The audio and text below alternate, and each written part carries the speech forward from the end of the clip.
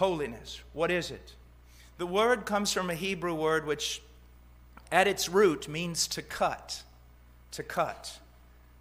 Now my wife, she loves to cook, and she has this large cooking table, and she'll put carrots on that table and celery and other things, and she'll take a sharp knife and she'll begin to cut very quickly. And as she cuts the carrots or cuts the celery, and a big pile of pieces of carrots and celery grow up here, she takes the knife and she not only cuts the celery or the carrot, but she also pushes it away and separates it from the rest of the bunch. And she keeps cutting and separating, cutting and separating. That's what God means when He's talking about holiness.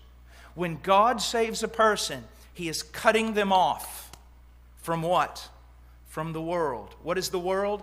Everything on this planet, every idea, every thought, every word, every action that contradicts God's will and God's nature. Everything on this earth that opposes God. When God truly saves a person, He cuts them off from that, and He begins to separate them little by little, changing their life, getting the worldliness out of their life, and drawing them unto Himself. Now, there's two aspects of holiness that's very, very important. One of them, holiness means to be separated from the world. Christian, one of the purposes of the Scriptures is to teach us what God hates, so that we will run away from it. Make no mistake, there can be no friendship with God and the world. And between the believer, there can be no friendship between the believer and the world. If God is truly working in you, He is going to use His Word and the power of His Spirit to do what? To reveal to you what is wrong in this world and to draw you away from it.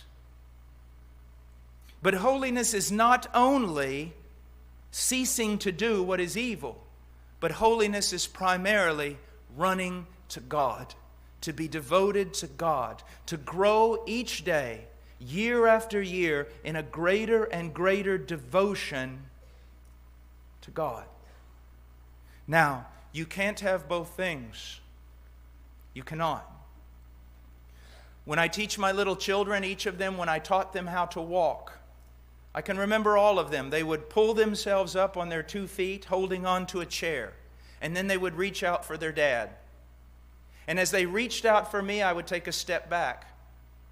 And they would strain, holding on to the chair and trying to grab me at the same time, but I wouldn't let them do it. I wanted them to see that if they're going to have me, they're going to have to let go of the chair.